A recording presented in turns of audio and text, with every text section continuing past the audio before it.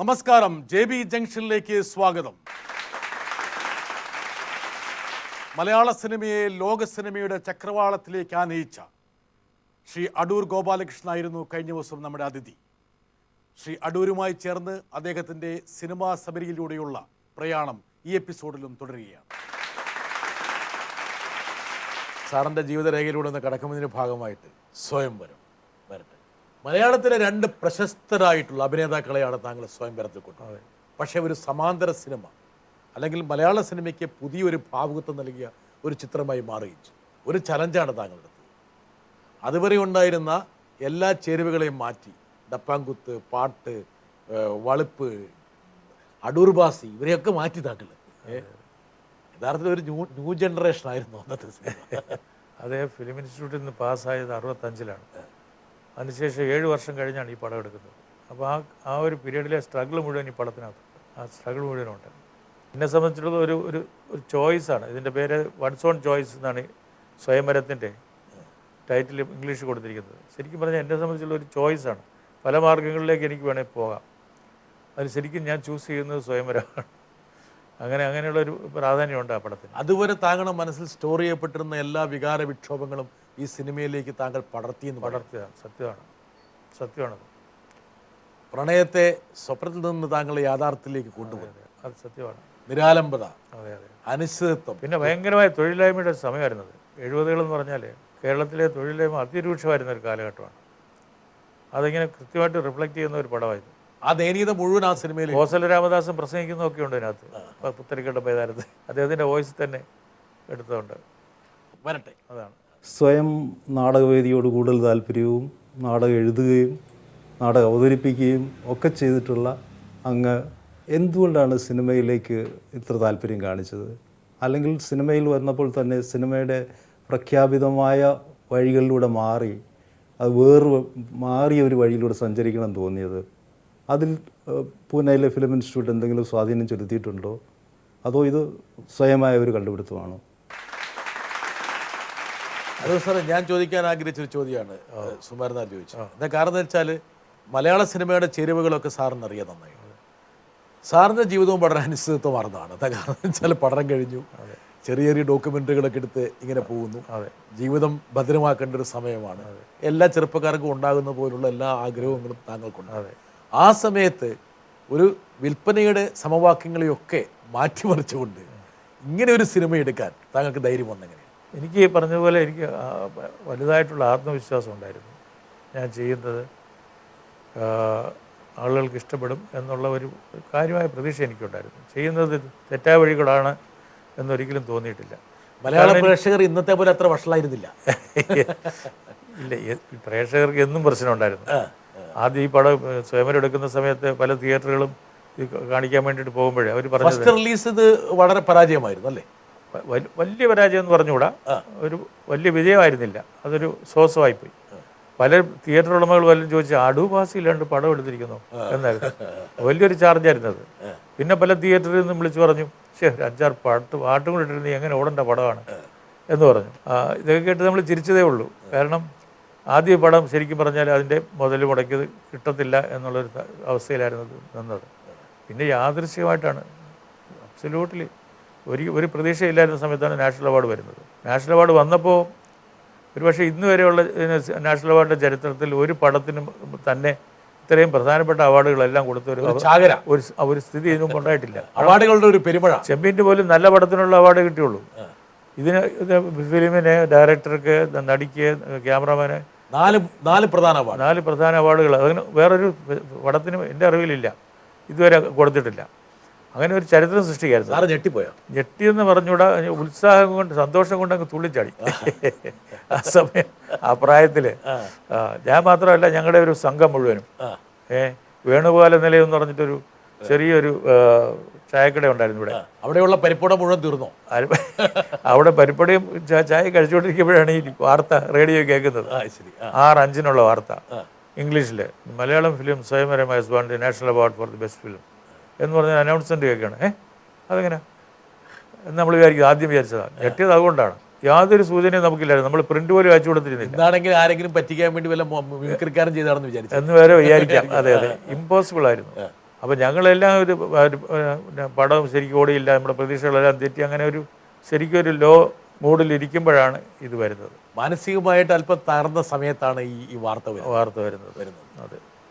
പലരും വന്നിടയ്ക്ക് പറയുകയൊക്കെ ചെയ്യുന്നുണ്ട്, ഇങ്ങനെയൊക്കെ പടം എടുത്ത് എങ്ങനെ ഓടും എന്നൊക്കെ ചോദിച്ചിട്ട് ഒരു ഉപദേശങ്ങൾ ഇങ്ങനെയാണോ പടം എടുക്കേണ്ടത് എന്നൊക്കെ പറഞ്ഞു ഉപദേശം. പിന്നെ അത് ഇങ്ങനെ ചില പത്രങ്ങളിലൊക്കെ സീരിയലായിട്ട് എഴുതിയിരുന്നു, വളരെ സീരിയലായിട്ട് ഓരോ ആഴ്ചതോറുമോ ഒക്കെ കണ്ണശ ഇത് എത്രമാത്രം മോശമാണെന്നുള്ളതിനെ പറ്റി.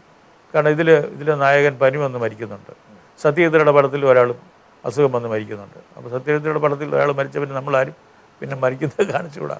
ആ ഒരു ഹാങ് ഓവർ റെയ്ഡയും ഋതിക് ഘട്ടക്കിൻ്റെയും ഒക്കെ ഹാങ് ഓവർ സാറിന് ഉണ്ടായിരുന്നോ എന്നൊരു ചോദ്യം പലപ്പോഴും എനിക്ക് വളരെ വളരെ ഇഷ്ടപ്പെട്ട ഫിലിം മേക്കേഴ്സാണ് അവർ രണ്ടുപേരും. ഘട്ടകൻ്റെ അധ്യാപകനുമായിരുന്നു. അതെ. പിന്നെ പിന്നെ ആദ്യത്തെ പടം മുതൽ എല്ലാത്തിനും ഒരു സ്വയംവര ഒഴിച്ച് ബാക്കി എല്ലാ പടവും അദ്ദേഹം കണ്ടിട്ടുണ്ട്. അദ്ദേഹം മരിക്കുന്നത് വരെ എല്ലാ പടം കണ്ടിട്ടുണ്ട്. എൻ്റെ പടങ്ങൾ വളരെ ഇഷ്ടപ്പെട്ടിരുന്ന ആളായിരുന്നു. പലരും പോയി അദ്ദേഹത്തെ ഇൻ്റർവ്യൂ ചെയ്യാൻ ചെല്ലുമ്പോൾ ആരാണ് അദ്ദേഹം താങ്കൾക്ക് ഇഷ്ടപ്പെട്ട സംവിധായകൻ ചോദിക്കുമ്പോൾ കൃത്യമായിട്ട് പറയും അടൂർ ആൻഡ് അടൂർ എലോൺ എന്നാണ് അദ്ദേഹത്തിൻ്റെ മറുപടി. അങ്ങനെയൊക്കെ പറഞ്ഞത് കാരണം ഈ കൽക്കട്ടയിലുള്ള മറ്റ് ഫിലിം മേക്കേഴ്സിന് ഒരു വലിയ വിഷമമായിരുന്നു അവരെ പറ്റി ഒന്നും പറയാതെ ഈ കേരളത്തിലുള്ള ഇയാളെ പറ്റി പറയുന്നതിന്. ഒരു ഫിലിം മേക്കർക്കാണ് വേറൊരു ഫിലിം മേക്കറെ കൃത്യമായിട്ട് മനസ്സിലാവുന്നത്. കാരണം അവർക്ക് പ്രത്യേകിച്ച് ആ ലെവലിലുള്ള ഫിലിം മേക്കർ, എല്ലാവർക്കും അല്ല. സിനിമ എടുത്തു വിചാരിച്ച് ഫിലിം മേക്കർ എന്നയാളെ വിളിക്കാൻ പോകില്ല ഒരാളിനെ. സത്യജിത്രേ, മൃണാൾ സെൻ, ഷ്യാം ബെനിഗൽ ഇവരൊക്കെ എൻ്റെ പടം കണ്ടിട്ട് സംസാരിക്കുമ്പോഴാണ് ശരിക്കുള്ള ഫീഡ്ബാക്ക് എനിക്ക് കിട്ടുന്നത്. അത് വളരെ ഹൃദ്യമാണ്. ഇപ്പോഴും സ്വയംവരം ഒരുപക്ഷെ മലയാള സിനിമയെ മാറ്റിമറിച്ചു എന്ന് മാത്രമല്ല അടൂർ സാറിനെ മാറ്റിമറിച്ചു. കാരണം വെച്ചാൽ താങ്കൾക്ക് വലിയൊരു കോൺഫിഡൻസ് കിട്ടി. അത് വലിയ കോൺഫിഡൻസ് തന്നു, സംശയമൊന്നുമില്ല. അതുകൊണ്ടാണ് ഞാൻ സഞ്ചരിച്ച വഴി ശരിയാണ് എന്ന് എനിക്ക് ഉറപ്പ് വരുത്തിയൊരു സംഭവമായിരുന്നത്. ആ ഒരു സിനിമ ദേശീയ അവാർഡ് കിട്ടിയ ശേഷം കേരളത്തിലേക്ക് വന്നപ്പോൾ വൻ സ്വീകരണമായിരുന്നു. വിമർശിച്ചവരൊക്കെ താങ്കളുടെ കൂടെ കൂടി. പിന്നെ എല്ലാ തിയേറ്ററിലും ഹൗസ്ഫുള്ളായിട്ട് ഓടുമായിരുന്നു ആ പടം. കാരണം ഇത് വലിയ വെണ്ടയ്ക്കായിരുന്നു എല്ലാ പത്രങ്ങളിലും. പിന്നെ അതൊരു ആളുകളെല്ലാം കാണണമെന്ന് ആഗ്രഹം തോന്നി. ഒരു മാസം കൊണ്ട് താങ്കൾ കടം വീട്ടി? ഒരു മാസം ഒന്നുമില്ല, 2-3 ആഴ്ച കൊണ്ട്. 2-3 ആഴ്ച കൊണ്ട്? അതെ 2-3 ആഴ്ച കൊണ്ട്. ഒരാൾ ഇതിനെക്കുറിച്ച് പറയാൻ വേണ്ടിയിട്ട്. സാർ നമസ്കാരം. ഇവിടെ സാറിൻ്റെ പേര് പറഞ്ഞാൽ തന്നെ എൻ്റെ മുട്ടുകാല് വിറയ്ക്കും. അത് എന്തിനാണെന്ന് എനിക്കിനിയും മനസ്സിലായിട്ടില്ല. ഇപ്പോഴും അങ്ങനെ തന്നെയാണ്. ഒരുപാട് വർഷങ്ങളായി നമ്മൾ കാണാൻ തുടങ്ങിയിട്ട്. സാറിൻ്റെ ആദ്യത്തെ ഡോക്യുമെൻ്റ് തൊട്ട് ഞാൻ കൂടെ ഉണ്ട്. ഇപ്പോഴും അടൂർ സാറെന്ന് പേര് കേട്ട് കഴിഞ്ഞാൽ എനിക്ക് മുട്ട് വിറയ്ക്കും. അതുകൊണ്ടാണ് ഇവർ എല്ലാവരെയും ഇരുത്തിയിട്ടൊക്കെയാണെന്ന് തോന്നുന്നുണ്ട് ഇത് പറയിപ്പിക്കുന്നത്. ഞാൻ പറഞ്ഞു എനിക്കിരിക്കാൻ പറ്റില്ല, അടൂർ സാറിൻ്റെ കാര്യമാണ് എനിക്കിരിക്കാൻ പറ്റില്ല, ഞാൻ നിന്നുകൊണ്ട് പറഞ്ഞോളാം എന്ന് പറഞ്ഞാണ് ഇപ്പോൾ എന്നെ പിടിച്ച് ഇവിടെ നിർത്തിയിരിക്കുന്നത്. ആദ്യം ആ ഡോക്യുമെൻ്ററി ചെയ്ത് കഴിഞ്ഞതിന് ശേഷമാണ് നമ്മൾ സ്വയംവരം ചെയ്തത്. സ്വയംവരം ചെയ്തുകൊണ്ടിരിക്കുമ്പോൾ തന്നെ സാറ് കൊടിയേറ്റത്തിൻ്റെ കാര്യം എന്നോട് പറഞ്ഞു എന്നാണ് എൻ്റെ ഒരു ഓർമ്മ. പക്ഷെ കഥ പറയില്ലല്ലോ, കഥ തിയേറ്ററിൽ പോയി കണ്ടാലേ മനസ്സിലാവുള്ളൂ. അത് അടൂർ ഗോപാലകൃഷ്ണൻ എന്ന് പറയുന്ന ഒരാളിൻ്റെ ഒരു പ്രത്യേക വ്യക്തിത്വമാണത്. ആ വ്യക്തിത്വം ആ സിനിമയിൽ കാണണം എന്ന് ഉദ്ദേശിച്ച് ചെയ്യുന്നതാണ് ഇങ്ങനെയുള്ള കാര്യങ്ങളൊക്കെ. APSC ലളിത താങ്കളുടെ സിനിമകളുടെ ഒരു അവിഭാജ്യ ഘടകമാണെന്ന് വേണേൽ പറയാം. ആണ്. എനിക്ക് തോന്നുന്നു ഏറ്റവും കൂടുതൽ താങ്കളുടെ സിനിമയിൽ വന്നിട്ടുള്ളതും ഒരു നടി ലളിതയാണ് അല്ലേ? മതിലുകളിൽ റോളില്ലാത്തതുകൊണ്ട് വോയിസ് ആയിട്ട് വന്നു, നാരായണിയായിട്ട്. അത് വളരെ ഗംഭീരമായ ഒരു വോയിസിൽ കൂടെ ഒരു ക്യാരക്ടർ എങ്ങനെ ഉണർന്നു നിന്നു. വേറെ ആരും പറഞ്ഞാൽ അത്രയും നന്നാവത്തില്ല. ചേച്ചി ഒരു ആരോണം ഉന്നയിച്ചു, സ്ക്രിപ്റ്റ് ആർക്കും കൊടുക്കില്ല. സത്യമാണ്. പിന്നെയും എന്നുള്ള സിനിമയുടെ സ്ക്രിപ്റ്റ് ദിലീപിന് കൊടുത്തു എന്നും അതുകൊണ്ട് ഒളിച്ചോടാൻ അദ്ദേഹം ആഗ്രഹിച്ചു എന്നൊക്കെ പറഞ്ഞതായിട്ട് കേട്ടു. ആ ഭാഗം വായിക്കാൻ, ഭാഗം മാത്രം വായിച്ചാൽ, സീൻ മാത്രം വായിക്കാൻ. അതാ പറഞ്ഞേ, താഴോട്ട് വായിക്കാൻ ടെംപ്റ്റേഷൻ ഉണ്ടായിരുന്നു, പക്ഷേ ചെയ്തില്ല എന്നാ പറഞ്ഞേ. ജോക്കാണ് സാർ സ്ക്രിപ്റ്റ് കൊടുക്കാത്തത്. സ്ക്രിപ്റ്റ് ഓരോ നടനും നടിയും ഒക്കെ അവരുടെ സ്വന്തം നിലയിൽ ഇതിനെ എങ്ങോട്ട് വിഭാവന ചെയ്യാൻ തുടങ്ങും. അവരുടേതായിട്ടുള്ള ഈ വ്യാഖ്യാനങ്ങൾ കൊണ്ടുവരും, സ്വാഭാവികമായിട്ട് കൊണ്ടുവരും. ഒരു റോള് വായിച്ചു കഴിയുമ്പോൾ അങ്ങനെ ഇന്ന പോലെ ചെയ്യണമെന്ന്, അത് വളരെ ദോഷം ചെയ്യും. കാരണം ഞാൻ വിഭാവന ചെയ്തിരിക്കുന്നത് വേറൊരു രീതിയിലായിരിക്കും, അതിന് വളരെ ദോഷം ചെയ്യും. അതുകൊണ്ടാണ് കൊടുക്കാത്തത്. അല്ലാതെ അവരുടെ ഇത് മാത്രമല്ല, ആർട്ടിസ്റ്റിനെ സംബന്ധിച്ചിടത്തോളം ആവശ്യമുള്ള കാര്യങ്ങളെല്ലാം ഞാൻ ആ സീനിൽ പറഞ്ഞു കൊടുക്കും. അവരങ്ങനെ ഒരു ബ്ലാങ്കായിട്ട് ഡയലോഗ് പറയാൻ താങ്കൾ ആഗ്രഹിക്കുന്ന രീതിയിൽ അവർ അഭിനയിക്കേണ്ടതുള്ളൂ. അതെ അതെ. അതിന് മുമ്പ് അവർ വേറെ തയ്യാറെടുപ്പ് നടത്തേണ്ട ആവശ്യമില്ല. അതിനുവേണ്ടി പ്രിപ്പയർ ചെയ്തു എന്നൊക്കെ പറയുന്നു, അങ്ങനെ ആവശ്യമില്ല. പ്രിപ്പയർ ചെയ്യാൻ ചിലപ്പോൾ ഞാൻ ആവശ്യപ്പെട്ടിട്ടുള്ളത് താങ്കൾ നിഷ്കർഷിക്കുന്ന രീതിയിൽ ചിലര് അവരുടെ ശരീരപ്രകൃതി ഇപ്പോൾ കരവന നടന്നവർ ഇരുപത്തായത്തിൽ അഭിനയിക്കുമ്പോൾ ഞാൻ ഏറ്റവും അവസാനത്ത് നിന്ന് തുടക്കത്തിലേക്കാണ് ഷൂട്ട് ചെയ്തത്. കാരണം അങ്ങർക്കൊരു ഡയറ്റ് ഞാൻ കൊടുത്തു, ഒരു 2-3 മാസം കൊണ്ട് കഴിക്കാനുള്ളത്. അതിങ്ങനെ കുറേശ്ശായിട്ട് ആഹാരം കുറച്ച് കൊണ്ടുവന്നിട്ട് അവസാനം ജലപാനം മാത്രമായിട്ട് വരുന്ന ഒരു അവസ്ഥയിലേക്ക് കൊണ്ടുപോയിട്ട് അപ്പോൾ അങ്ങ് അവസാനപ്പോഴത്തേക്ക് വളരെ ക്ഷീണിതനായിട്ടുള്ള ഇതാവും. അഭിനയിച്ചില്ലെങ്കിലും ക്ഷീണം സ്വയം ശരീരത്തിൽ മുഖത്തും എല്ലാം അങ്ങ് വരും.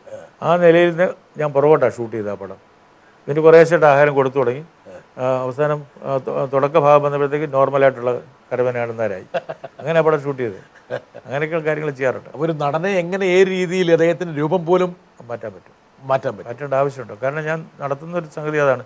പ്രത്യേകിച്ച് പുതിയ ആളുകളൊക്കെ എടുക്കുമ്പോൾ അവരുടെ മുഖത്തിൻ്റെ ക്യാരക്ടർ സ്റ്റഡി ഒത്തിരി താടി ഉണ്ടായിരുന്നാലേ ഇല്ലെങ്കിൽ അങ്ങനെയൊക്കെയുള്ള ഒരുപാട് സ്റ്റഡീസ് നടത്തും. ഞാൻ തന്നെ ഫോട്ടോഗ്രാഫ്സ് എടുത്ത് നോക്കിയൊക്കെ ആയിട്ട് ചെയ്യുന്നതാണ്. സ്വയംവരത്തിന് ശേഷമുള്ള മറ്റൊരു സിനിമ ഒരുപാട് ചർച്ച ചെയ്യപ്പെട്ട സിനിമയായിരുന്നു. എനിക്ക് തോന്നുന്നു ഈ കഥാപാത്രം അന്നത്തെ കാലഘട്ടത്തിൽ എല്ലാവരുടെയും മനസ്സിലേക്ക് കയറി. അത് ഈ പിന്നെ മലയാളത്തിലെ ഒരു ഫ്രേസ് വരെയുണ്ട്, അവൻ ഉത്സവം കണ്ട് നടക്കുന്നവനാണ്. അതെ അതെ അതെ ഒരു റെസ്പോൺസിബിലിറ്റിയും ഏറ്റെടുക്കാതെ ഉത്സവം കൊണ്ട് നടക്കുന്ന ഒരുത്തരാന്ന് പറയും. അങ്ങനെ ഒരാളെ ഇയാൾ. പക്ഷെ ഈ പടത്തിൽ അയാൾക്ക് വലിയ പ്രാധാന്യം വരാൻ കാരണം ഓരോ ഷോട്ടിലും നമ്മൾ കാണുന്ന എല്ലാ കാഴ്ചയിലും അയാളുണ്ട്. അതൊരു ക്യാമറയും കൊണ്ട് ആരെങ്കിലും അയാളുടെ പുറകെ പോയിടത്തെല്ലാം പോയി ഇങ്ങനെ ഷൂട്ട് ചെയ്യായിരുന്നു, അങ്ങനെ എടുത്തതാണ് ഈ സിനിമ എന്നുണ്ടെങ്കിൽ തോന്നാൻ കാണുന്നവർക്ക്. ആ രീതിയിലാണ് ചെയ്തിരിക്കുന്നത്. അതിനൊരു വളരെ ഒരു എപ്പിസോഡിക്കൽ സ്ട്രക്ചറാണ്. അതിനൊരു വളരെ ക്ലോസ് ആയിട്ട് നെറ്റ് ചെയ്തിട്ടുള്ള ഒരു രൂപമല്ല ഉള്ളത്. ഈ ശങ്കരൻകുട്ടി എനിക്ക് തോന്നുന്നു അന്ന് സാറ് പറഞ്ഞ പോലെ ആൾക്കാരുടെ സംഭാഷണങ്ങളിലെ ഒരു കഥാപാത്രമായി വന്നു. അതെ അതെ. ഒരു ഇറസ്പോൺസിബിളായി പെരുമാറുന്ന ഒരുത്തിനെ ഈ പറഞ്ഞ ഇവനായിട്ട് വ്യാഖ്യാനിക്കുന്ന രീതിയിലേക്ക് അതെ അതെ അതെ വന്നു. ദേശീയ പുരസ്കാരങ്ങളും താങ്കൾക്ക് ഈ സിനിമയിൽ കിട്ടി. അതെ. പക്ഷേ ഈ സിനിമയുടെ പ്രത്യേകത ഒരു പശ്ചാത്തല സംഗീതവും താങ്കൾ ഉപയോഗിച്ചില്ല. ഇല്ല. അത് വല്ലാത്തൊരു ധൈര്യമായിരുന്നു. പശ്ചാത്തല സംഗീതം ഉപയോഗിക്കാത്ത ഈ സിനിമയിൽ ശബ്ദം വന്നതിന് ശേഷം പശ്ചാത്തല സംഗീതം ഉപയോഗിക്കാത്ത ഏക ഇന്ത്യൻ പടം ഇതായിരിക്കും. ഇന്ത്യൻ പടമോ ലോകപടമോ വേണമെങ്കിൽ റേ ആദ്യം കണ്ട പടം ഇതാ എൻ്റെ ഡൽഹി വെച്ച്. അദ്ദേഹം ഇതിനെക്കുറിച്ച് ചോദിക്കുകയും ചെയ്തു. വലിയ ഹാളിൽ നിന്ന് തുടക്കം വരെ ചിരിക്കുകയായിരുന്നു പുള്ളി. ഒരു 5-10 മിനിറ്റ് കഴിഞ്ഞപ്പോഴത്തേക്ക് പുള്ളിയുടെ ഉറക്കെയുള്ള ചിരിയായിരുന്നു കേൾക്കുന്നത്. അപ്പോൾ ഒരു പ്രൈവറ്റ് ഹാളിലാണ് കാണിച്ചിരുന്നത്. അദ്ദേഹം ഇത് കഴിഞ്ഞിട്ട് സംസാരിക്കാനായിട്ട് ഇങ്ങനെ വലിയ ഇഷ്ടമാണ് സംസാരിക്കുന്നത്. പടം കഴിഞ്ഞിട്ട് സംസാരിച്ചപ്പോൾ എന്നോട് ചോദിച്ചു, ബാക്ക്ഗ്രൗണ്ട് മ്യൂസിക് ഇനി ഉപയോഗിക്കേണ്ടെന്ന് വെച്ചിരിക്കുകയാണോ എന്ന് ചോദിച്ചു. ഞാൻ പറഞ്ഞില്ലില്ല, ഈ പടത്തിന് ഉപയോഗിച്ചില്ല എന്നുള്ളതേ ഉള്ളൂ. കാരണം ഇത് മ്യൂസിക് അങ്ങനെ ഒരു സ്വഭാവമുണ്ട്. ഇയാളെ ഒരു തരത്തിൽ ഇങ്ങനെ ട്രാക്ക് ചെയ്യും.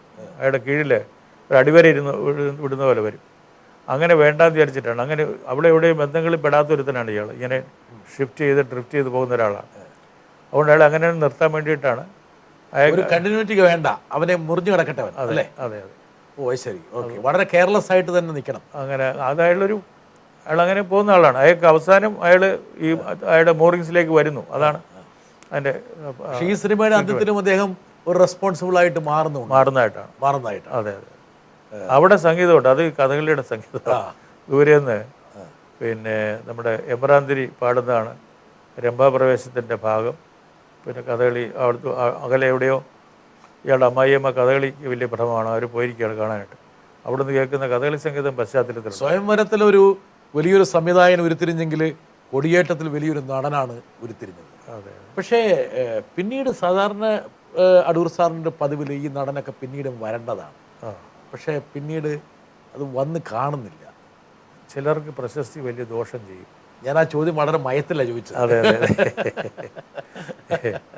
അങ്ങനെ ഒരു അവസ്ഥയിലാണ്.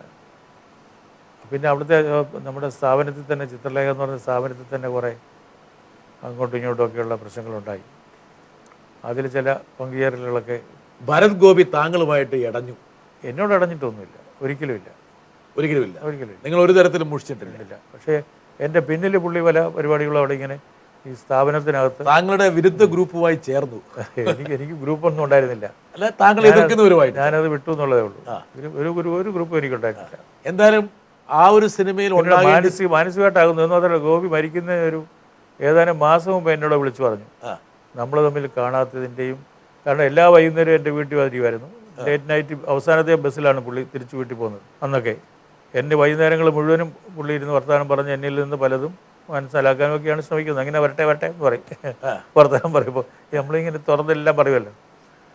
അങ്ങനെ ഇരുന്ന ഒരു കഥാപാത്രമാണ്. ചിലപ്പോൾ ആ വീട്ടിൽ നിന്ന് തന്നെ ആഹാരം കഴിച്ചിട്ട് പോകും. ഇങ്ങനെയൊക്കെയാണ്. ഒരു സ്റ്റേജ് കഴിഞ്ഞ് ഞാനത് വിട്ടപ്പോൾ അതിനു മുമ്പ് തന്നെ ഒരു പക്ഷേ എൻ്റെ പിന്നിൽ പല സംഗതികളും നടന്നിരിക്കാം. 6 മാസം മുമ്പെങ്കിലും ആണ് എന്നെ വിളിച്ചിട്ട് പറഞ്ഞു, നമ്മൾ തമ്മിൽ കാണാത്തതിൻ്റെയും ഒക്കെ ദോഷവും നഷ്ടവും ഒക്കെ എനിക്കാണ് എന്ന് പറഞ്ഞു. എന്നെ വിളിച്ച് വളരെ ഞാൻ പഴയ ഗോപിയാണ് എന്ന് പറഞ്ഞിട്ട് എന്നെ വിളിച്ചു. അടൂർ സാറേ, ഈ സിനിമയ്ക്ക് ഈ സിനിമ പൂർത്തിയാകുന്നതിന് മുമ്പ് തന്നെ നിങ്ങൾക്ക് തമ്മിലൊരു ചെറിയ അല്ലെങ്കിൽ ഒരു വിശ്വാസക്കുറവ്? അങ്ങനെയൊന്നുമില്ല. അല്ല, സിനിമ പൂർത്തിയായ ശേഷമാണോ ഇതിൻ്റെ? അതുമില്ല.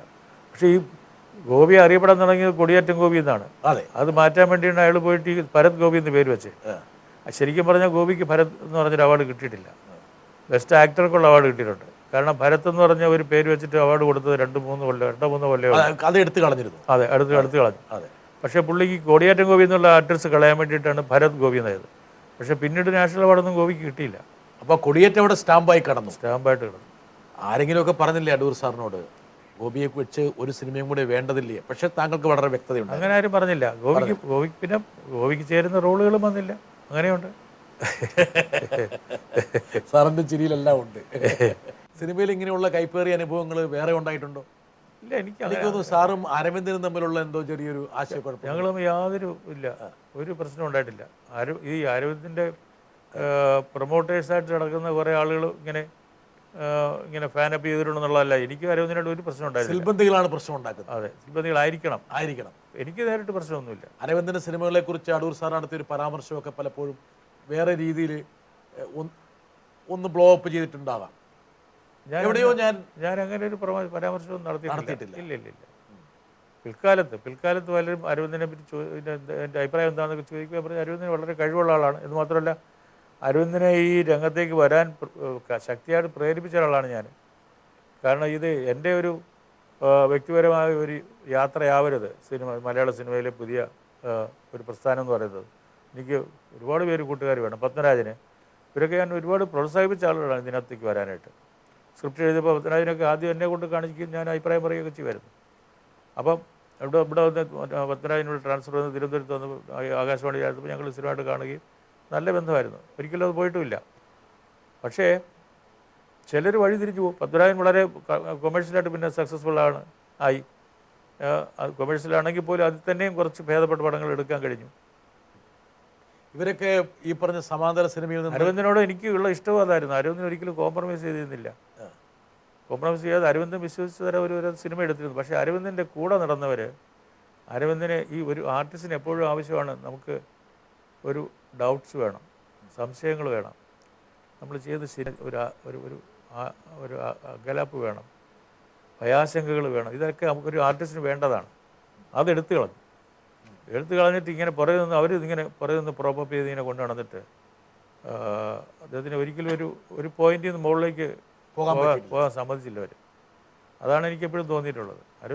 അരവിന്ദൻ ഈ രംഗത്ത് വരണമെന്നും നമ്മൾ ഒത്തു തന്നെ മുമ്പോട്ട് പോകണം, നമ്മുടെ മലയാള സിനിമ നല്ല നിലയിൽ പോകണമെന്നൊക്കെ ആഗ്രഹിച്ച ഒരാളാണ് ഞാൻ. അപ്പോൾ അരവിന്ദനോട് എനിക്ക് സത്വത തോന്നേണ്ട യാതൊരു ആവശ്യമില്ല. ഇടക്കാലങ്ങളിൽ മാധ്യമങ്ങളിലൊക്കെ തൽപര കക്ഷികൾ ഇതിങ്ങനെ ആക്കിയെടുത്താണ്. ഞാൻ സാറേ ഈ അഭിമുഖത്തിൽ അടൂർ സാറിൻ്റെ ജീവിതത്തിലെ ഏറ്റവും പ്രധാനപ്പെട്ട എല്ലാ നാഴികക്കല്ലുകളോട് ഞാൻ പരാമർശിച്ചു പോവുകയാണ്. അപ്പോൾ നമ്മുടെ മുമ്പിൽ വരുന്ന പല കഥാപാത്രങ്ങളെക്കുറിച്ച് നമ്മൾ സ്വാഭാവികമായിട്ട് ഇതുവരെ വന്നിരിക്കുന്ന എല്ലാ ചോദ്യങ്ങളും ഞാനിങ്ങനെ ഇട്ട് തരികയാണ്. ഈ ചോദ്യങ്ങളിലെ ഒന്നും സൃഷ്ടാവ് ഞാനല്ല. ഇതൊക്കെ സമൂഹത്തിൽ പല ഘട്ടങ്ങളിലും ചർച്ച ചെയ്യപ്പെട്ട കാര്യമാണ്. ഇപ്പം ഗോപിച്ചേട്ടനെ കുറിച്ച് സംസാരിക്കുമ്പോൾ എപ്പോഴും എന്നെപ്പോലുള്ള ആൾക്കാരുടെ മനസ്സിൽ വന്നത് എന്തുകൊണ്ട് ആ സിനിമ ഇത്രയും ഉയർന്ന തലത്തിൽ വിരാജിച്ച ഒരു സിനിമയ്ക്ക് ശേഷം ഈ ഒരു മികച്ച സംവിധായകനും ആ മികച്ച നടനും തമ്മിൽ പിന്നീട് കണ്ടുമുട്ടാതെ പോയി എന്നുള്ളതാണ്. അതന്വേഷിച്ചപ്പോഴാണ് സ്വാഭാവികമായിട്ടും ഇങ്ങനെ ഒരു പ്രശ്നം ഉണ്ടായിരുന്നുവെന്നും വഴി പിരിഞ്ഞതാണ്. നേരിട്ടില്ലെങ്കിലും ഒരു വഴി വരില്ലായിരുന്നു അത്. എലിപ്പത്തായി സാറിൻ്റെ ജീവിത സാഹചര്യമൊക്കെ ഈ സിനിമയിലേക്ക് കുറച്ചൊക്കെ കടന്നു വന്നിട്ടുണ്ടെന്ന് പറയുന്ന ആൾക്കാർ എല്ലാ പടത്തിലും ഉണ്ട്. അത് ഒഴിവാക്കാൻ പറ്റില്ല. അല്ല, എൻ്റെ ആത്മാംശം എല്ലാ പടത്തിലും ഉണ്ട്. ഞാൻ പല റോളുകളിലും ജീവിക്കുന്ന ഒരാളാണ്. അത് ഏറിയും കുറഞ്ഞു ഇരിക്കുന്നു മാത്രം. അത്രേ ഉള്ളൂ. ഈ ഈ സിനിമയിൽ കുറച്ച് കയറി വന്നിട്ടുണ്ട്. ഗോപിയുടെ കഥാപാത്രം ഉണ്ടല്ലോ, അതും ഒരു വംശം വരെ ഞാനാണ്. കുറച്ചു കാലം അങ്ങനെ നടന്നിരുന്നു. വളരെ ഇറസ്പോൺസിബിളായിട്ട് ഇങ്ങനെ നടക്കുന്ന ഇത്. പക്ഷെ അത് ആർക്കും തോന്നില്ല. അതിന് സാറിന് എത്ര കണ്ട് പറഞ്ഞാലും ശരി പറ്റില്ല. ഇത്രയും നേട്ടങ്ങളും പ്രശസ്തിയും ഒക്കെയുള്ള ഒരുപാട് അഭിമാനം മലയാളിക്ക് നേടിക്കൊടുത്ത ഒരാൾ ഇങ്ങനെ പറയുമ്പോൾ ഞങ്ങൾ വിശ്വസിക്കില്ല. പിന്നെ ഈ കഥാപാത്രം, ഈ ഇതിലെ ഉണ്ണി എന്ന് പറയുന്നത് ഒരു കുഴിമടിയനായിട്ടുള്ള ഒരു പാർട്ടി, അതും ഞാനാണ്. എന്ന് മാത്രമല്ല, ഈ പടം പലയിടത്തും കാണിക്കുമ്പോഴേ മലയാളികൾ പോലും അല്ലാത്തവരൊക്കെ വന്നിട്ട് ആയാം ഉണ്ണി എന്ന് പറഞ്ഞിട്ട് പരിചയപ്പെടുന്നവരുണ്ട്, സ്വയം പരിചയപ്പെടുത്തുന്നവരുണ്ട്. ഈ ഉണ്ണികൾ എപ്പോഴും എല്ലായിടത്തും ഉണ്ട്. എല്ലാ വളരെ കർമ്മനിരതനായ ഒരാളുടെ മനസ്സിലൊരു ഉണ്ണി ഉണ്ട്. എനിക്കൊന്ന് അടൂർ സാറിനെ ആൾക്കാർക്കൊന്ന് നിർബന്ധിക്കേണ്ടി വരും ചില സമയത്തല്ലേ? അതെ, അല്ലെങ്കിൽ ഉണ്ണിയായി പോവാം. എൻ്റെ സഹധർമ്മിണി പറയുമായിരുന്നു, സാറ് ഒരുപാട് തട്ടും തൊഴിയൊക്കെ കിട്ടിയാൽ മാത്രമേ എണീക്കുള്ളൂ. ഏത് നിമിഷം വേണം ഒരു ഉണ്ണിയായി മാറാം. അതെ. അപ്പം അത് ആൾക്കാരുടെ പ്രേരണ കൊണ്ടാണ്. ഒരുപാട് കാലം താങ്കളുടെ സഹധർമ്മിണിയാണ് താങ്കളുടെ ഭാര്യയാണ് താങ്കളെ കർമ്മനിരതയാക്കിയത്. എനിക്കൊന്ന് സാറ് സ്ക്രിപ്റ്റ് വായിക്കാൻ കൊടുത്തിട്ടുള്ള ഏകയാൾ വേണമെങ്കിൽ ഭാര്യയായിരിക്കാം. അതെ അല്ലേ? അതെ. ഒരു വിശ്വാസം അവരോട് ഉള്ളൂ. വിശ്വാസക്കുറവുകൊണ്ടല്ല, അതിങ്ങനെ ഡിബേറ്റ് ചെയ്യേണ്ട ഒരു കാര്യമല്ല. എന്തായാലും അവർ വായിച്ച് അവരുടെ മുഖത്ത് വരുന്ന എക്സ്പ്രഷൻസ് ഒക്കെ താങ്കൾക്ക് വളരെ പ്രധാനമാണ്. അവരുടെ സംസാരിക്കും, അവരുടെ വാച്ച് കേൾപ്പിക്കും, അത് ചെയ്യും. അത് വളരെ പ്രധാനമായിരുന്നു. ഇതിലെ ഉണ്ണിക്ക് ഒരു പ്രത്യേകതയുണ്ട്. ഞാൻ ഈ സിനിമ കണ്ടിട്ടുള്ളതാണ്. ഈ ഉണ്ണിക്ക് ഒരു ധൈര്യമില്ല, ഒന്നിനും ധൈര്യമില്ല. എന്തിനേറെ ഒന്ന് പ്രണയിക്കാനുള്ള ധൈര്യം പോലും ഇല്ല. അദ്ദേഹത്തിനെ കാമിക്കുകയും മോഹിക്കുകയും ചെയ്യുന്ന സ്ത്രീകളെ പോലും അദ്ദേഹം നിരാശനാക്കും. അതെ. അടൂർ സാറിന്റെ ചെറുപ്പത്തിൽ ഇങ്ങനെയൊക്കെ തന്നെ ആയിരുന്നു. ഇല്ല, എനിക്ക് ഈ ഉണ്ണി എന്ന് പറയുന്നത്, ആ ചോദ്യം കുറച്ച് അല്ല, ഈ ഉണ്ണി ഒരു മധ്യവയസ്സ് കഴിഞ്ഞ ആളാണ്. ഇതിലെ ഉണ്ണി, ഞാനിത് മധ്യവയസ്സിലെത്തുന്നതിന് മുമ്പ് എടുത്ത സിനിമയാണ്. അപ്പോൾ എൻ്റെ അനുഭവം ഒന്നും പറയാൻ പറയാൻ ഒക്കെയല്ല. പക്ഷേ എനിക്ക് ഇങ്ങനെയുള്ള ഈ കഥാപാത്രത്തിൻ്റെ പ്രത്യേകത എന്ന് വെച്ച് കഴിഞ്ഞാൽ, ഈ ഒരു ഫ്യൂഡൽ പശ്ചാത്തലത്തിൽ വന്നിട്ട് അതെല്ലാം പോയി. ഫ്യൂഡൽ വ്യവസ്ഥയെ നിലനിർത്തിയിരുന്ന ഈ തെങ്ങുംപുരയിടവും വയൽ പ്രദേശങ്ങളും ഒക്കെ ചേർന്നാണല്ലോ ഒരു ഫ്യൂഡൽ വ്യവസ്ഥ നിലനിർത്തിയത്. അയാളൊന്നും ചെയ്യാതെ അയാൾക്ക് വേണ്ടി മറ്റുള്ളവർ ജോലി ചെയ്ത് അതിൻ്റെ ഫലം അനുഭവിക്കുക, അതായിരുന്നല്ലോ ഫ്യൂഡലിൻ്റെ. അതിൻ്റെ സംഗതികളെല്ലാം അങ്ങ് പോയി. അപ്പോൾ പുള്ളിയുടെ പ്രശ്നം, പുള്ളി ഒരു പാതറ്റിക് അവസ്ഥയിലാണ്, ഒരു ദയനീയമായ അവസ്ഥ. എന്താണെന്ന് വെച്ച് കഴിഞ്ഞാൽ, അയാൾക്ക് ഈ പാർട്ടിഷൻ, അതായത് മറ്റുള്ളവരെ പങ്കിടുക, ഒന്നും പങ്കിടുന്നില്ല അയാൾ പിടിച്ചു വെക്കുകയാണ്. അത് പിടിച്ചു വെക്കുക. കാരണം പങ്കിട്ടാൽ അയാൾക്ക് പ്രശ്നമാണ്. അതുകൊണ്ടാണ്. കാരണം ഒരു സഹോദരിയെ കല്യാണം കഴിച്ചയക്കണമെങ്കിൽ അവരുടെ ഷെയർ കൊടുക്കണം. മൂത്ത സഹോദരി അവരുടെ ഷെയറിന് അത് കൊടുക്കാൻ വിഷമിക്കുന്നു. ഇങ്ങനെ അയാളുടെ ആശകൾ, പ്രതീക്ഷകൾ, അയാളുടെ സങ്കടങ്ങൾ ഇതുപോലും പങ്കുവയ്ക്കുന്നില്ല ആരുമായിട്ടും.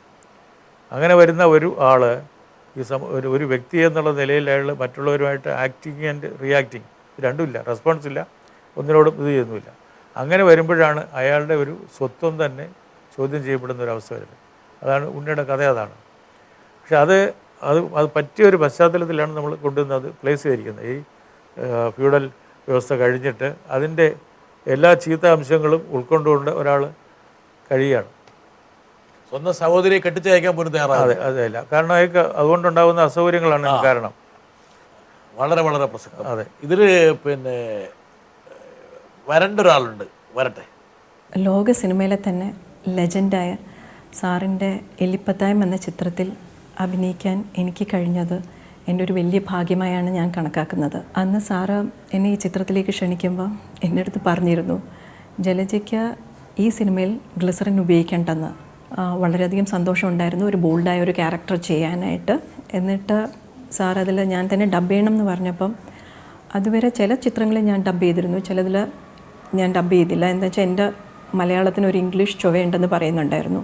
പക്ഷെ അത് സാർ എന്നെ കൊണ്ട് ഡബ് ചെയ്യിച്ചപ്പം എനിക്ക് കൂടുതൽ കോൺഫിഡൻസ് ആണ് നൽകിയത്. അന്നത്തെ ആ എലിപ്പത്തായം കഴിഞ്ഞ് സാർ ഇന്ന് പിന്നെയും എന്നുള്ള ചിത്രം വരെ എത്തി നിൽക്കുന്നു. അപ്പോൾ അന്നത്തെ സിനിമയിൽ നിന്ന് ഇന്നത്തെ സിനിമയിലേക്ക് എത്തുമ്പം എന്താണ് സാറിന് ഒരു വ്യത്യാസമായിട്ട് തോന്നിയിട്ടുള്ളത്? സാറിൻ്റെ പുതിയ അനുഭവം അതെന്താണ് സാറിന് പറയാനുള്ളത്? ജലജ ജയശ്രീ അല്ലേ, എന്തായിരുന്നു ആ കഥാപാത്രത്തിൻ്റെ പേര്? എനിക്കിപ്പോഴും ഓർമ്മയുണ്ട്. ഒരു ജയശ്രീ കൂട്ടുകാരിയാണ്. ജയശ്രീ കൂട്ടുകാരിയാണ്. ജലജയല്ലേ മറ്റേ ആ എലിയെ മുക്കിക്കൊല്ലാൻ പോകുന്നത് അല്ലേ? അതെ അതെ അല്ലേ? അതെ മറ്റേ കുളത്തില് അതെ അതെ മുക്കിക്കൊല്ലുന്നു. അവളാണ് ഓടിപ്പോകുന്നത്. പക്ഷേ എലി രക്ഷപ്പെട്ടു. അതെ. അടൂർ സാർ, ഇപ്പം ജലജ ചോദിച്ചൊരു ചോദ്യമുണ്ട്. സാറിന്റെ ഓരോ സിനിമയിലൂടെ ഒരു ഇംപ്രവൈസേഷൻ വരുന്നുണ്ടോ? സാറിന്റെ ഫിലിം മേക്കിങ്ങിൽ ആ രീതികൾക്കും ആ ഒരു ചിട്ടകൾക്കൊക്കെ മാറ്റങ്ങൾ വരുന്നുണ്ടോ? തീർച്ചയായിട്ടും വരുന്നുണ്ട്. സ്വാഭാവികമായിട്ടുള്ള ഞാനൊരു മാറിക്കൊണ്ടിരിക്കുന്ന ലോകത്തിൻ്റെ ഭാഗമാണ് ഞാൻ. അതിൽ ഞാനും മാറാതെ നിൽക്കാൻ ഒക്കത്തില്ല. ഞാനും മാറിക്കൊണ്ടിരിക്കുകയാണ്. അതൊരു ഇവല്യൂഷനാണ്.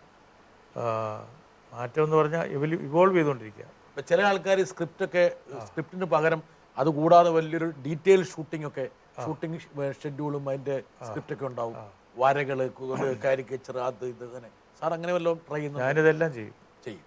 എല്ലാം ചെയ്യുന്നത് മാത്രമല്ല, വളരെ വിശദമായിട്ട് തയ്യാറെടുപ്പ് നടത്തിയിട്ടേ ഞാൻ ഷൂട്ട് ചെയ്യാൻ പോവുള്ളൂ. പക്ഷേ ഞാൻ ആ തയ്യാറെടുത്ത സാധനം ആയിരിക്കില്ല ഞാൻ ഷൂട്ട് ചെയ്യുന്നത്. സാഹചര്യം അതിൻ്റെ അടുത്ത സ്റ്റെപ്പിലേക്ക് പോകും. എപ്പോഴും ഞാൻ എഴുതുന്ന സ്ക്രിപ്റ്റിനേക്കാൾ വളരെ ഉയരത്തിലാണ് എൻ്റെ സിനിമ. കാരണം ഈ ഇത്രയും തയ്യാറെടുപ്പ് നടത്തിയതുകൊണ്ട് അതിൻ്റെ മുകളിലേക്ക് പോകാൻ എനിക്ക് എപ്പോഴും സാധിക്കാറുണ്ട്. തയ്യാറെടുപ്പ് നടത്തിയില്ലെങ്കിൽ പറ്റത്തില്ല. ഒരു സ്വസ്ഥത ഉണ്ടാവില്ല. അതെ. അല്ല, നമുക്ക് നല്ല ഉറപ്പാണ്, നല്ല കൃത്യമായിട്ട് പ്രിപ്പയർ ചെയ്തുകൊണ്ട് അതും ഇത് എത്ര ഇങ്ങനെ ഷോട്ട് ഏതുവരെ പോകും, എവിടെ വെച്ച് കട്ട് ചെയ്യും, അടുത്ത ഷോട്ട് ഏതാണ്, ഇതിനെപ്പറ്റിയൊക്കെ നമുക്ക് കൃത്യമായിട്ട് അറിയാം. ലൊക്കേഷനിൽ വേണ്ട പ്രോപ്പർട്ടീസ്, സെറ്റ് പ്രോപ്പർട്ടീസ് എല്ലാം കൃത്യമാണ്. എല്ലാം കൃത്യമായിട്ട്. ഈ സിനിമയിലെ ഒരു നായകൻ ഒരു എലിയായിരുന്നു. ഞങ്ങൾക്ക് എലിയെ പിടിക്കാനായിട്ട് അവിടെ ഒരു വിദഗ്ധനായിട്ട് ഒരു കാണിയോ മറ്റോ ആണ് അയാൾ. കറക്റ്റായിട്ട് പോയി ഞാൻ പിടിച്ചോണ്ട് വരും. അങ്ങനെ ഒരു 10-16 എലിയെ ഞങ്ങൾ കൊണ്ടുവന്ന് ഒരു കൂട്ടിനകത്ത് ഇട്ട് സമയമാകുമ്പോൾ ആഹാരം കൊടുക്കും. സംഭവിച്ചത് ഷൂട്ട് ചെയ്യുന്ന സമയമാകുമ്പോഴത്തേക്ക് ഇവരെല്ലാം കിടങ്ങി കഴിഞ്ഞു. എലികൾ ഷൂട്ടിങ് കഴിഞ്ഞിട്ട് ഞങ്ങൾ പോകാൻ തുടങ്ങുമ്പോഴും നമ്മളെ വിട്ടുപോകത്തില്ല ഈ എലികൾ. അത് വലിയ വിഷമം ഉണ്ടാക്കി. കാരണം അപ്പോൾ അങ്ങനെ പോയാൽ എലികൾക്ക് അരക്ഷിത ആണ് അവരുടെ അവസ്ഥ. സാറിന് എന്തായാലും എലിയെ കൂട്ടി വീട്ടിലേക്ക് പോകാൻ പറ്റും? അത് പറ്റുകയല്ലോ. അതുകൊണ്ട് അങ്ങനെ അവർ ഇണങ്ങുന്ന ഒരു ജന്തുവാണത്. സമയത്ത് ആഹാരമൊക്കെ കൊടുത്ത് വളരെ കാര്യമായിട്ട്. അതായത് എലികൾ താങ്കളെ പിന്തുടർന്നു. പൈപ്പർ അല്ലെങ്കിൽ. ഈ സിനിമയിൽ എനിക്ക് തോന്നുന്നു സംഗീതത്തിൻ്റെ ഒരു പ്രത്യേക അവസ്ഥ അത് ഈ സിനിമയിൽ എഴുന്നേൽക്കുന്നത് ഒരു പക്ഷേ പെട്ടെന്ന് സ്ട്രൈക്ക് ചെയ്യുന്നതാണ്. എനിക്ക് തോന്നുന്നു MBS ആണ് താങ്കൾ ഇതിൽ സംഗീത സംവിധായകനായി കൊണ്ടുവന്നു. സ്വയംവരം മുതൽ ഞങ്ങൾ ഒരുമിച്ചാണ് വർക്ക് ചെയ്യുന്നത്. കൊടിയേറ്റം ചെയ്തപ്പോൾ എന്നോട് പറഞ്ഞു, എന്നെ തൊഴിലില്ലാതാക്കിയല്ലോ എന്ന് ചോദിക്കും. എനിക്ക് ബാക്ക്ഗ്രൗണ്ട് സ്കോർ ഇല്ലല്ലോ. പിന്നെ പടം കണ്ടോ പറഞ്ഞില്ലല്ലോ, ഇതിനകത്ത് ബാക്ക്ഗ്രൗണ്ട് സ്കോർ പറ്റത്തില്ല. MBS കൃത്യമായിട്ടും ഞങ്ങൾ തമ്മിൽ നല്ലൊരു ബന്ധമായിരുന്നു. വളരെ സംഗീതത്തിനെ പറ്റി അറിയാവുന്ന ഒരാൾ, പക്ഷേ ജീവിതത്തിലും നല്ലൊരു മനുഷ്യൻ. അങ്ങനെയൊക്കെയുള്ള ഒരുപാട് ബന്ധങ്ങൾ ഞങ്ങൾ തമ്മിൽ അടുത്ത ബന്ധമായിരുന്നു. കാഴ്ചപ്പാട് എല്ലാ കാര്യങ്ങളിലും ഞങ്ങൾ തമ്മിൽ യോജിക്കുമായിരുന്നു. വിയോജിപ്പുള്ള ഒരു കാര്യം ഉണ്ടായിരുന്നില്ല. അപ്പോൾ അതുകൊണ്ട് ഈ സംഗീതത്തെ പറ്റി എനിക്കിപ്പം സംഗീതം എക്സ്പ്ലെയിൻ ചെയ്യാൻ എനിക്ക് അറിഞ്ഞൂടാ, എങ്ങനെ വിശദീകരിക്കണമെന്ന് അറിഞ്ഞൂടാ. പക്ഷേ കൃത്യമായിട്ട് എന്താണ് എനിക്ക് വേണ്ട സംഗീതം എന്ന് എനിക്കറിയാം. സാറിന് ഫീൽ ചെയ്യും അത്? എനിക്കത് ഫീൽ ചെയ്യും. അതുകൊണ്ട് ഞാൻ ഇന്നത് വേണം, ഇന്നതുപോലെ വേണം നമുക്ക് എന്നൊക്കെ പറയുമ്പോൾ കൃത്യമായിട്ട് അത് പിടിച്ചെടുക്കാൻ. ഈ സിനിമയിൽ തന്നെ ചില മുഹൂർത്തങ്ങളിലെ സംഗീതം താങ്കൾക്ക് സ്വപ്നത്തിൽ കിട്ടിയതാണെന്നാണ് പറഞ്ഞത്. അതെ, ഉറക്കത്തിൽ കിട്ടിയതാണ്. അത് താങ്കൾ എങ്ങനെയൊക്കെയോ സ്ട്രഗിൾ ചെയ്ത് പറഞ്ഞ് മനസ്സിലാക്കി. അത് ഒരു ദിവസം മുഴുവൻ ഞങ്ങൾ റെക്കോർഡ് ചെയ്തു. നേരത്തെ ഉദ്ദേശിച്ച പോലെയൊക്കെ റെക്കോർഡ് ചെയ്ത് കഴിഞ്ഞിട്ട് വൈകുന്നേരം പോയി കിടന്നപ്പോൾ എനിക്ക് എന്നിട്ട് രാത്രി ഞാൻ ഉണർന്നിട്ട് ഈ മ്യൂസിക്കായിട്ടാണ് ഉണരുന്നത് ഞാൻ. അത് പിന്നെ നേരം വിളിക്കും. ഞാൻ പിന്നെ ഉറങ്ങി തിരിച്ച് പിന്നെ പോയി കിടന്നു കഴിഞ്ഞാൽ മറന്നു പോകുന്ന വിചാരിച്ചിട്ട് പിന്നെ ഉറങ്ങാൻ പോയില്ല. അങ്ങനെ തന്നെ പിടിച്ചോണ്ട് വന്നു. നേരം വെളുത്തതും MBS വിളിച്ചു. ഇതെങ്ങനെ എക്സ്പ്ലെയിൻ ചെയ്തു സാർ? അത് നമുക്ക് നൈസായിട്ടൊക്കെ പറഞ്ഞു കൊടുത്തു. അതൊക്കെ അദ്ദേഹം അത് ഗ്രാബ് ചെയ്തു. അങ്ങനെ വളരെ ചെറിയ ഒരുപാട് എക്സ്പെരിമെൻറ്റ് ചെയ്തിട്ടുണ്ട്. ശരിക്കും പറഞ്ഞാൽ നമ്മൾ എക്സ്പെരിമെൻറ്റേഷൻ എന്ന് പറയുന്നത് ഇവിടെയാണ്. അദ്ദേഹം ശരിക്കും എക്സ്പെരിമെൻറ്റ് ചെയ്തിട്ടുണ്ട് ആ മ്യൂസിക് ഉണ്ടാക്കാൻ വേണ്ടിയിട്ട്. സാധാരണ സ്പീഡിൽ റെക്കോർഡ് ചെയ്ത ഒരു മ്യൂസിക് സാധാരണ ഇൻസ്ട്രുമെൻസൊക്കെ വെച്ച് ചെയ്ത അത് വേറൊരു സ്പീഡ് ഞങ്ങൾ പ്ലേ ചെയ്തു. നല്ല നേർത്ത ഒരു ശബ്ദം ആ ലോവർ സ്പീഡിൽ ഓടിച്ചു കഴിഞ്ഞാൽ നല്ല നേർത്ത ശബ്ദം വളരെ ഘനഗംഭീരമായിട്ട് വരും. തിരിച്ചും ആകും. ഘനമായിട്ട് റെക്കോർഡ് ചെയ്തത് നമ്മൾ വളരെ സ്പീഡിൽ പോയി കഴിഞ്ഞാൽ പോകും. അപ്പോൾ ആ ക്യാരക്ടറിസ്റ്റിക്സ് മുഴുവനും ഞങ്ങൾ ഇത് ഈ റെക്കോർഡറിൽ അങ്ങോട്ടും ഇങ്ങോട്ടും ഇട്ടിട്ട് പ്ലേ ചെയ്ത് ഉണ്ടാക്കുമായിരുന്നു. അതാണ് ആ സംഗീതം വേറെ എങ്ങും നമുക്ക് കേൾക്കാൻ നോക്കുകയില്ല. പിന്നെ മ്യൂസിക്, ഇതിന് ഉപയോഗിച്ചിരിക്കുന്ന മ്യൂസിക് അല്ലെങ്കിൽ തന്നെ വളരെ പ്രധാനമാണ്. ഈ ഏതേതോ ഊർന്ന് വീഴുന്നു എന്ന് തോന്നലുണ്ടാക്കത്തക്കൊണ്ടുള്ള മ്യൂസിക്കാണ് വേണ്ടതെന്ന് ഞാൻ ഇങ്ങനെ ഊർന്ന് വീണുകൊണ്ടിരിക്കുന്നു. അതൊരു അൺഫിനിഷ്ഡ്, അത് പൂർത്തിയാക്കാത്തൊരു വാചകം പോലെ ഇങ്ങനെ ഹാങ് ചെയ്യണം. താഴെ വീഴരുത്, താഴെ മഴ താഴെ വീഴുന്നില്ല, വീഴുന്നില്ല, ഇവിടെ പെയ്ത് അതുപോലെ വേണമെന്ന് പറഞ്ഞിട്ട് അങ്ങനെ ചെയ്തു മ്യൂസിക്. എന്നിട്ട് എന്നോട് പറഞ്ഞു നമ്മുടെ മ്യൂസിക് വളരെ സ്പെഷ്യലാണ്, ആർക്കും ഇത് ഹം ചെയ്യാൻ ഒക്കുകയല്ല. സാധാരണ മ്യൂസിക്കുള്ള പ്രത്യേകതയാണ്, ആളുകൾക്കൊന്ന് മൂളാൻ പറ്റും, അത് സാധിക്കില്ല, ആരും വിചാരിക്കേണ്ടത് മൂളാവുന്നത് എന്ന് പറഞ്ഞു. അങ്ങനെ ഒരു മ്യൂസിക് അതിനകത്ത് ഉപയോഗിച്ചിരിക്കുന്നു. അതൊരു ഒരു DK, ഒരു ഒരു ഒരു റിച്വലിസ്റ്റിക് ആയിട്ടുള്ള ചില ഭാവങ്ങൾ ഇതെല്ലാം അതിനകത്തൂടെ കൊണ്ടുവരാൻ കഴിഞ്ഞിട്ടുണ്ട്. ചെലങ്ക, അങ്ങനെയുള്ള 2-3 ഇൻസ്ട്രുമെൻറ്റ്സ് ആണ്. ചെലങ്ക ഇങ്ങനെ കിലുക്കിയിട്ടത് അതങ്ങോട്ട് വളരെ സ്ലോ മോഡിൽ ഓടിക്കുമ്പോൾ അതുണ്ടാക്കിയതിന് ചിലം ഒരു ശബ്ദം ഉണ്ടാകുന്നു. അങ്ങനെയുള്ള ശബ്ദം ഉണ്ടാക്കിയിരിക്കുന്നത്. നമുക്ക് ഒരുപാട് സംതൃപ്തി പറഞ്ഞൊരു മ്യൂസിക്കായിരുന്നു അത്. വളരെ വളരെ വളരെ ആപ്റ്റായിട്ടുള്ള മ്യൂസിക്. അത് മ്യൂസിക് ശ്രദ്ധിക്കപ്പെട്ടു, എല്ലായിടും ലോകം മുഴുവൻ ശ്രദ്ധിക്കപ്പെട്ടു ശരിക്കും പറഞ്ഞാൽ. അടുത്ത നല്ല വിമർശനങ്ങൾ സാറ് അഭിമുഖീകരിച്ചു. ഇന്ത്യയിൽ ഉണ്ടാക്കിയ ഒരു സിനിമയ്ക്ക് ഇത്രയധികം വിമർശിക്കപ്പെട്ടിട്ടില്ല. പടം കാണാത്തവരാണ് അധികം വിമർശിച്ചത്, കാരണം ആരെങ്കിലും പറഞ്ഞു കേട്ടിട്ടാണ്. ഒരു കമ്മ്യൂണിസ്റ്റ് വിരുദ്ധ ചിത്രമായിട്ട് കേരളത്തിൽ അതെ ഇത് മുദ്രകുത്തപ്പെട്ടു. അതെ, അതായത് പടം ഷൂട്ട് ചെയ്തുകൊണ്ടിരിക്കുമ്പോഴേ തുടങ്ങിയ ഒരു വിമർശനം ആണ്. പടം ഷൂട്ട് ചെയ്തുകൊണ്ടിരിക്കുമ്പോൾ തന്നെ അങ്ങനെ ഒരു പടത്തെ പറ്റി അങ്ങനെ തീരുമാനം എടുക്കുന്നത്. നമ്മൾ പടം ഷൂട്ട് ചെയ്തുകൊണ്ടിരിക്കുമ്പോൾ എന്ത് കണ്ടിട്ടാണ്? ഒന്നാമത് നമ്മളൊരു ഓർഡറിലല്ല ഷൂട്ട് ചെയ്യുന്നത്, അവിടെ ഇവിടെയൊക്കെയുള്ള രംഗങ്ങൾ ചെയ്യുന്നതാണ്. അപ്പോഴേ തന്നെ ഇത് ഇങ്ങനെ പ്രിപ്പയർ ചെയ്തിട്ട് ഇതിനെതിരായിട്ടൊരു ക്യാമ്പയിൻ അങ്ങോട്ട് തുടങ്ങി. പലരും അത് ആത്മാർത്ഥമായിട്ട് വിശ്വസിച്ചാണ്ട് ഒരു എഗൻസ്റ്റ് ആയിട്ടുള്ള ഇതാണെന്ന്. അങ്ങനെയൊന്നും അല്ല പടം. ആ പടം നേരെ കണ്ട ബുദ്ധദേവ് ഭട്ടാചാര്യ, അന്ന് അദ്ദേഹം മുഖ്യമന്ത്രിയാണ് വെസ്റ്റ് ബംഗാളിൽ. എന്നോട് ഒന്ന് ചോദിച്ചു, എന്താ വാട്ട് ഈസ് ദ പ്രോബ്ലം, എന്താ നാട്ടിലെ പ്രശ്നം എന്താ ഈ പടത്തിന് എന്നോട് ചോദിച്ചു. V welcome A film like this, what is the problem, എന്താ നാട്ടിലെ പ്രശ്നം എന്ന് ചോദിച്ചിവിടെ. എന്തിനായിരുന്നു ഈ പ്രശ്നമൊക്കെ? അങ്ങനെ നല്ലൊരു കലാരസികനാണ്. പിന്നെ കേരളത്തിൽ പക്ഷേ PG ഉൾപ്പെടെയുള്ള ആൾക്കാർ ഈ സിനിമയ്ക്കെതിരെ PGക്കൊക്കെ തെറ്റിദ്ധാരണ ഉണ്ടാക്കിയതാണ്, നേരത്തെ തന്നെ അദ്ദേഹത്തെ തെറ്റിദ്ധരിപ്പിച്ചതാണ്. നമ്മളിപ്പോൾ ഒരു ഇന്നതാണ് നമുക്കെതിരായിട്ടുള്ളൊരു സാധനമാണ് പടം എന്ന് പറഞ്ഞിട്ട് പോയി ഇരിക്കുമ്പോൾ അതാ കാണുന്നത്. അത് പടത്തിന് നമ്മൾ ഏത് സിനിമയായിക്കോട്ടെ അത് നമ്മൾ ആ പടം ചെയ്യാം, നിങ്ങളോട് എങ്ങനെയാണ് സംവദിക്കാൻ ആഗ്രഹിക്കുന്നു, ഒരു മുൻവിധിയോടെ പോകരുത്, ഒരിക്കലും പാടില്ല. അങ്ങനെയാണ് നമ്മൾ തെറ്റായ തീരുമാനങ്ങളിൽ എത്തുന്നത്. ആ പടത്തിന് എന്തോ പറയാനുണ്ട് നിങ്ങളോട്, അത് നിങ്ങൾ അതുമായിട്ട് സംവദിക്കുക. അത് നിങ്ങൾ അനുവദിക്കുന്നില്ല, അവിടെ പോയിട്ട് ഇന്നതില്ലല്ലോ അതില്ലല്ലോ ഇതല്ലല്ലോ എന്നിട്ട്. പിന്നെ നമ്മൾ സദ്യക്ക് പോയിട്ട് സാമ്പാറിൽ ഇതില്ലല്ലോ എന്ന് പറയുന്നു, മറ്റേതില്ലല്ലോ. അപ്പോൾ അയാൾ ശരിക്കും ഉണ്ണാൻ സാധിക്കല്ലേ? അയാൾ ആസ്വദിക്കാൻ കഴിയും. അയാൾക്ക് പരിചയമുള്ള ഒരു പ്രത്യേകതരം സാമ്പാർ വേണം അയാൾക്ക്, എന്നാലേ അയാൾക്ക് ഇഷ്ടപ്പെടത്തുള്ളൂ. ഒരിക്കലും ആസ്വദിക്കാൻ പറ്റുകയില്ല. വരട്ടെ. സംഗീതം അദ്ദേഹത്തിന് പടത്തിലൊന്നും പാട്ടില്ല, ഒരു സിനിമയിലും ഒരു പാട്ടുണ്ട് ഇതുവരെയുള്ള പടങ്ങളിലും. പക്ഷേ സംഗീതം ഇഷ്ടമില്ലാത്തതുകൊണ്ടല്ല, പാട്ട് സിനിമയിൽ ആവശ്യമെല്ലാം തോന്നിക്കാണ് അദ്ദേഹത്തിന്, അത് അദ്ദേഹത്തിൻ്റെ ഇഷ്ടം. പക്ഷേ സംഗീതം വിധത്തിൽ എവിടേക്ക് ഉപയോഗിക്കണം എന്ന് കൃത്യമായി പല പടങ്ങളിലും തെളിയിച്ച് കാണിച്ചിട്ടുമുണ്ട്. ഒരു ആർട്ടിസ്റ്റ് അങ്ങനെ സംസാരിക്കുന്ന രീതികളും അല്ലെങ്കിൽ അതായത് ആ കഥാപാത്രം അനുസരിച്ച് ഒരാൾ കൈയെടുക്കുന്നത്, നടന്നു പോകുന്നത്, ഇതിനൊക്കെ ഒരുപാട് ചില കാര്യങ്ങൾ വളരെ സൂക്ഷ്മ ദൃഷ്ടിയോടുകൂടിയാണ് അദ്ദേഹം അതെല്ലാം നോക്കുന്നത് കാണുന്നതൊക്കെ. അപ്പോൾ മുഖാമുഖത്തിൽ അഭിനയിക്കുന്ന സമയത്ത് ഞാൻ നടന്നു മുണ്ട് ഞാനിങ്ങനെ പിടിച്ചു. സാധാരണ നാച്ചുറലി നമ്മളൊക്കെ നടന്നു മുണ്ട് ഇങ്ങനെ ഒരു സൈഡ് പിടിക്കുമല്ലോ, അങ്ങനെ പിടിച്ചാൽ അത് പറഞ്ഞു അത് പിടിക്കണ്ട, അങ്ങനെ മുണ്ടയിൽ അങ്ങനെ ഉണ്ടാകുന്നു. അപ്പോൾ എന്താണെന്ന് പറയുമ്പോൾ ആ സിനിമയിൽ അങ്ങനെ പോകുമ്പോൾ സാധാരണ ഇപ്പോൾ ഒരു യൂഷ്വലായിട്ടുള്ള ക്യാരക്ടറായി പോകും. എന്നോട് പറഞ്ഞു, ഞാൻ ചോദിച്ചു അർത്ഥം ചോദിച്ചു എന്താണ് ഉദ്ദേശം എന്ന് ചോദിച്ചു. അപ്പം അങ്ങനെ ആ ക്യാരക്ടറിൻ്റെ ഒരു ശക്തി അത് പോകുന്നു, അത് പിടിക്കേണ്ട, അത് സ്ഥിരം ഒരു ക്യാരക്ടർ പോകുന്നു, അത് വേണ്ട എന്ന് പറഞ്ഞു. അപ്പോൾ എനിക്കത് മനസ്സിലായി. കാരണം ഇങ്ങനെയുള്ള ഓരോ കാര്യങ്ങളും വളരെ കൃത്യനിഷ്ഠയോടെയും സിനിമയുടെ കാര്യങ്ങളാണ് ശരി കൃത്യനിഷ്ഠ, കറക്റ്റ് സമയത്ത് ഷൂട്ടിംഗ് തുടങ്ങുക, ഒരു ചാർട്ട് ഒക്കെ കൃത്യമായിട്ട് അത് ഉണ്ടാക്കി വെച്ച് സിനിമ മാത്രമേ അദ്ദേഹത്തിന് ഉള്ളൂ. അതുകൊണ്ടൊക്കെ തന്നെയാണ് ഈ ഇത്തരം ചില ക്വാളിറ്റീസ് അത് വളരെ ഡെഡിക്കേറ്റഡ് ആയിട്ടുള്ളൊരു മനുഷ്യൻ തന്നെയാണ്, വലിയ കലാകാരൻ. അതുകൊണ്ടാണ് നമ്മുടെ കേരളത്തിലും മലയാള സിനിമയും ഈ മലയാള സിനിമ അദ്ദേഹം ഉണ്ടാക്കിയ മലയാള സിനിമ കേരളത്തിന് പുറത്ത് ഇന്ത്യയിലും അതിന് പുറത്ത് വിദേശ രാജ്യങ്ങളിലും ഏറ്റവും കൂടുതൽ അപ്രീസിയേഷൻ കിട്ടുന്നതും ഒരു ലോകോത്തര സംവിധായകനായിട്ട് മാറിയതും ഇത്തരമുള്ള വലിയ ഗുണങ്ങൾ കൊണ്ട് മാത്രമാണ്. അദ്ദേഹത്തിന് എൻ്റെ എല്ലാവിധ ആശംസകളും നേർന്നുകൊള്ളുന്നു. അശോകൻ താങ്കളുടെ സ്നേഹത്തിന് പാത്രമായിട്ടുള്ളൊരു നടനാണ്, പല സിനിമകളിലും വന്നു. അതെ അതെ ഈ ഒരു പടത്തിൽ അനന്തരത്തിലെ നായകനാണ്. അതെ, മമ്മൂട്ടിക്ക് ഒരു സെക്കൻഡ് റോളേ ഉള്ളൂ. പക്ഷേ ഈ നേരത്തെ മുഖാമുഖത്തിലെ കഥാപാത്രങ്ങൾ എനിക്ക് തോന്നുന്നു താങ്കളുടെ അനുഭവത്തിൽ എവിടെയോ പറഞ്ഞിട്ടുണ്ട്, ആ കഥാപാത്രം താങ്കളെ തേടി വന്നു. അതെ ശ്രീധരൻ ഞാൻ കാണാൻ വന്നു. ഞാനൊരു കഥാപാത്രങ്ങൾ കാണാൻ വന്നപ്പോൾ എന്ന് ഞാനൊരു ലേഖനം എഴുതിയിട്ടുണ്ട്. ഞാനത് വായിച്ചു.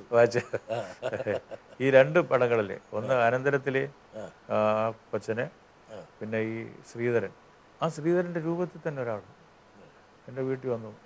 നേരം വിളിക്കുമ്പോൾ ഒരാൾ വെളിയിൽ ഇങ്ങനെ വന്നു. വന്നിട്ട് ഞാൻ നിങ്ങളുടെ കഥാപാത്രമാണ്. നിങ്ങളുടെ കഥാപാത്രമാണെന്ന് പറയുന്നു. ആ പക്ഷെ കണ്ടപ്പോഴേ സാറിന് മനസ്സിലായി കഥാപാത്രം തന്നെയാണ്. ആ കഥാപാത്രം കൂട്ട് തന്നെ ഇരിക്കുക. അതാണ് എന്നിട്ട് അയാൾ പാർട്ടിയിലുണ്ടായിരുന്ന ഒരാളാണ്. വളരെ അബ്ബാസിനെയൊക്കെ അറിയാം, ബോംബെയിലൊക്കെ ഉണ്ടായിരുന്ന പാർട്ടിയാണ്. അങ്ങനെ വളരെ അഡ്വാൻസ്ഡ് ആയിട്ടുള്ള ക്ഷയമാണ്. അപ്പോൾ ക്ഷയരോഗ ആശുപത്രിയിൽ പോകാൻ വേണ്ടി വന്നതാണ്.